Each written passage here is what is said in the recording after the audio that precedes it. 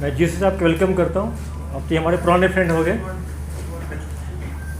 कल इवनिंग में शोपियान पुलिस को एक इत्तला मिली थी कि मनिहाल विलेज में 4 टेररिस्ट छिपे हुए हैं। आर्मी सीआरपी पुलिस कॉर्डन डाली और हम लोग अपील किए। इनफैक्ट उसमें से एक टेररिस्ट के वाइफ को भी ले गए, हम लोग अपील करवाए। बाकी की फैमिली में अपील किए लेकिन सरेंडर नहीं किया और उधर से अंदर से घर के अंदर से फायरिंग किया।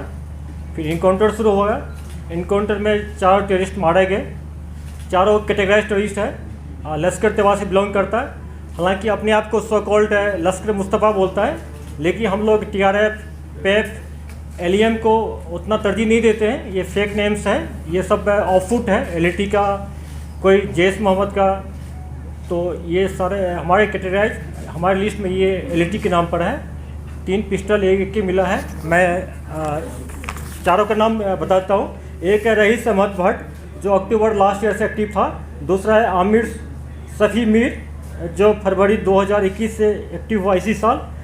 याकीब अहमद मलिक है जो दिसंबर लास्ट ईयर से एक्टिव हुआ है। और आफ्ताब अहमद वानी जो लास्ट ईयर नवंबर से एक्टिव हुआ है। फ्रेंड्स, इस साल अभी तक 9 इनकाउंटर्स हुए हैं, जिसमें से कि एक नॉर्थ कश्मीर बाकी साउथ कश्मीर हुआ है। और इस 9 इनकाउंटर में टोटल 19 टेररिस्ट मारे गए।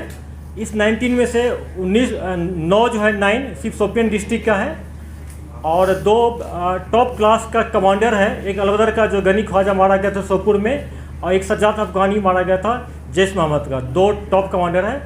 टोटल 18 टेररिस्ट रैंक में नए लड़के ज्वाइन किए हैं, जिससे 18 में से 5 इनकाउंटर में मारे गए हैं। 3 अरेस्ट हुआ है, बाकी फील्ड में एक्टिव है। उनके पेरेंट्स से भी हम लोग अपील कर रहे हैं कि उनको वापस लाएं। कुछ पाइपलाइन में है, शायद वापस भी आ जाएगा। और इसके अलावा हम लोग करीब 7 ऐसे यूथ था जो कि ज्वाइन कर चुका था, उनको फैमिली के हम लोग हेल्प से वापस लाए हैं। और हम लोगों पर पुलिस सिक्योरिटी फोर्स और पेरेंट्स काफ़ी ट्रस्ट बढ़ा दिए हैं। और कल भी हम लोग एक्सपेक्ट कर रहे थे कल रात में 2 बजे की सरेंडर कर जाएगा। काफ़ी अपील हो रहा था फैमिली की साइड से हम लोग से, लेकिन नहीं हो पाया, उन्होंने नहीं माना। और फिर भी हम लोग लगे हुए हैं। इसके बाद जहाँ तक बात है SOP फॉलो करने का, हम लोग पूरी तरह इसको फॉलो, जैसा कि आप लोग पहले बोले थे हम लोग कि जनवरी में पहला PC में कि हम लोग का फोकस रहेगा खास करके जो लोकल टेररिस्ट है जो हमको सरेंडर कराएं, चाहे ड्यूरिंग इनकाउंटर हो या बिफोर इनकाउंटर। ये हम लोग प्रोसेस में लगे हुए हैं। SOP का फॉलो हो रहा है। सिक्योरिटी फोर्स बहुत प्रोफेशनली वे से ढंग से काम कर रही है।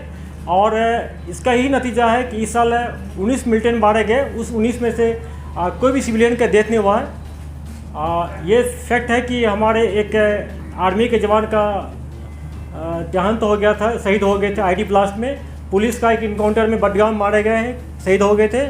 और 2 जो हमारे पुलिस वाले पर फिटाइन टाइप का हमला किया था बागत में, उसमें शहीद हो गए। टोटल पुलिस और सिक्योरिटी फोर्स मिला के 4 शहीद हमारे हुए। हम लोग अपने ऑपरेशनल स्किल को बढ़ा रहे हैं कि कोई कोलेटरल डैमेज नहीं हो और हमको भी लॉस कम हो। कल के इनकाउंटर में आर्मी के जवान थोड़ा जख्मी हो गए, अभी उनका हालत बिल्कुल ठीक है, हॉस्पिटल में है।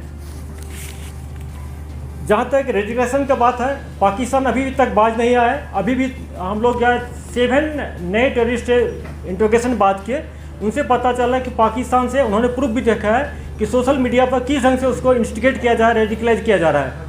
दूसरी बात ड्रग्स है, ड्रग्स भी काफ़ी पाकिस्तान से आ रहा है। हमारे लड़कों को यूथ को ख़राब किया जा रहा है। इससे मैं पेरेंट्स से अपील करता हूँ कि अपने बच्चों को संभाल रखें, उनसे काउंसलिंग कराएं। अगर कोई बच्चा किसी का अगर बेटा हो चाहे लड़कियाँ हो अगर ड्रग्स लेती है, हमारे पुलिस का जो हॉस्पिटल है ड्रग्स डिटेंशन सेंटर, वहाँ जाए, उसको हम लोग पूरा हेल्प देंगे, करेंगे, उनको मिनिस्ट्री में लाएंगे।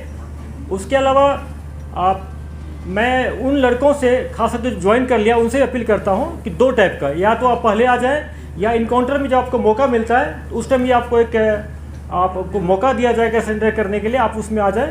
आपके साथ कुछ नहीं होगा, हम लोग आपको एक्सेप्ट करेंगे, कोई दिक्कत नहीं होगी। बाकी संभर की जहाँ तक बात है, हम लोग पूरी तरह तैयार है। हम लोग का अपना प्लान बन गया है। कहीं कहीं हम लोग नाका को बढ़ा दिए हैं, कहीं कैंप को शिफ्ट कर रहे हैं। और जैसा कि हम सब जानते हैं कि इलेक्शन के बाद हम लोग को एडिशनल फोर्स मिल जाएगा और जहाँ जहाँ सिक्योरिटी का कमी है, जिस एरिया में सिक्योरिटी का कमी है उसको हम प्लग कर लेंगे और बहुत ही सक्सेसफुल सेफ इंसिडेंट फ्री यात्रा करवाएंगे हम लोग, कोई दिक्कत नहीं होगी। और लॉ एंड ऑर्डर की जहाँ तक बात है कि अगर किसी इनकाउंटर में छुटपुट पथराव होता है, देखिए एक चीज़ बात मानना पड़ेगा आपको, जब फायरिंग शुरू होता है तो हम लोग गांव से और उसके आसपास से घर से लोगों को निकाल लेते हैं। घर से निकालेंगे तो कहाँ रहेगा, इनकाउंटर साइड के बाहर रहेगा। तो इसका मतलब ये नहीं होता है कि वहाँ पर जुलूस जमा हो गया। ये लोग उसी गाँव के होते हैं, उसमें से 5-10 कुछ मिसक्रिएंट होता है जो पत्थर मारता है, उसको हम लोग ठीक से हैंडल कर रहे हैं। जिसका उसमें वीडियो में प्रूफ आता है या पिक्चर है, उसको अरेस्ट करेंगे हम लोग। कुछ को PSM बुक किए हैं और आगे भी करेंगे। लेकिन ऐसा कोई वारदात नहीं हो रही है कि दूसरे गांव से लोग आके ज्वाइन कर रहे हैं पत्थरबाजी में। इसी कोई सीरियस नहीं है। मैं आप लोगों से अपील करता हूं कि इनको ज़्यादा इस बात को ज़्यादा ऐसा माहौल नहीं क्रिएट करें, फॉल्स नैरेटिव नहीं फैलाएं कि पथराव बढ़ गया है। जहाँ भी हो रहा है अंदर कंट्रोल कर रहे हैं हम लोग, बहुत ढंग से इसको कंट्रोल करेंगे, कोई दिक्कत नहीं होने देंगे। ड्रग्स की बात है, मैं आप लोगों से भी फिर से अपील करता हूँ, आप लोगों की मीडिया का कर्मी का, मीडिया फ्रेटर्निटी का ये ड्यूटी बनता है कि पेरेंट्स को और यूथ को अपील करें, उनको इस बीमारी से बचाएं। ये हमारे न्यू जनरेशन के लिए बहुत डेंजरस ही है। सिर्फ ड्रग्स से लोग मिलिटेंसी ज्वाइन नहीं करता, बल्कि बहुत सारे सोशल इविल है, क्राइम जो है उसमें भी इन्वॉल्व होता है, पढ़ाई छोड़ता है। हम लोगों का पुलिस का, सिक्योरिटी फोर्स का पूरा जोर रहेगा इस साल कि हम लोग माहौल को अच्छा बनाए। 2 चीज़ हम लोग मेंटेन करना चाहेंगे कि स्कूल कॉलेज कभी बंद नहीं हो, वो तब होगा जब कोई इंसिडेंट नहीं होगा, माहौल ठीक होगा। दूसरा है कि हम लोग का फोकस रहेगा ऐसा हम लोग माहौल बनाए कि टूरिस्ट भारी भरकम मात्रा में यहाँ आए, कि लोगों को रोज़गार मिले, यहाँ के लोग पैसा कमाए, सुख शांति यहाँ आए। अब मैं जोशी से रिक्वेस्ट करता हूँ साहब से कि ऑपरेशन के बारे में कुछ डिटेल बताएं। पुलिस, CRPF और आर्मी के अंदर बिल्कुल 100% तालमेल है। तो बताए हुए प्लान के हिसाब से तीनों फोर्सेस अपने अपने प्लान के हिसाब से लोकेशन पर गई है। लोकेशन पर पहुंचने के बाद जैसे IG साहब बता रहे थे, सबसे पहले एक ही हमारी बटालियन से ही जो कि 44 RR है, वो जाके उसकी फैमिली तक पहुंची है। उसकी फैमिली, उसकी वाइफ को, उसके बच्चे को लेकर इनकाउंटर साइट पर गए हैं। 34 RR को उन्होंने उसको हैंड ओवर किया है और 34 RR ने फिर इन लेडी को आगे बढ़कर पहले सरेंडर अपील कराई है। उसके बाद उसके बच्चे को भी फैसिलिटेट किया है जो कि 4 साल का था, कि शायद उसके कहने से वो वापस आएगा। अभी हमें ये पता लग रहा है कि आकिब तो वापस आना चाह रहा था, पर अंदर बैठे हुए 1-2 और जो थे उन्होंने इसको रोक लिया। तो शायद अगर वो आ जाता अपने दिमाग से तो शायद हम उसको बचा लेते। उसके बाद उसके ब्रदर इन लॉ को भी हमने आगे किया, उसने भी जाके उसको सरेंडर अपील के लिए कोशिश करी है। यही चीज़ तब भी हमारे को पेश आई और तभी अगर आप देखेंगे रात से लेकर हम सुबह तक इसीलिए डिले कर रहे थे कि हम जितना हो सके कोशिश करें और सरेंडर ले सकें। पर जब वो सारी चीज़ें फेल हो गई और अंदर से फायर तेज हो गया, तब हमारे पास कोई चारा नहीं था कि अब हम अपनी अगली कार्रवाई कर सकें।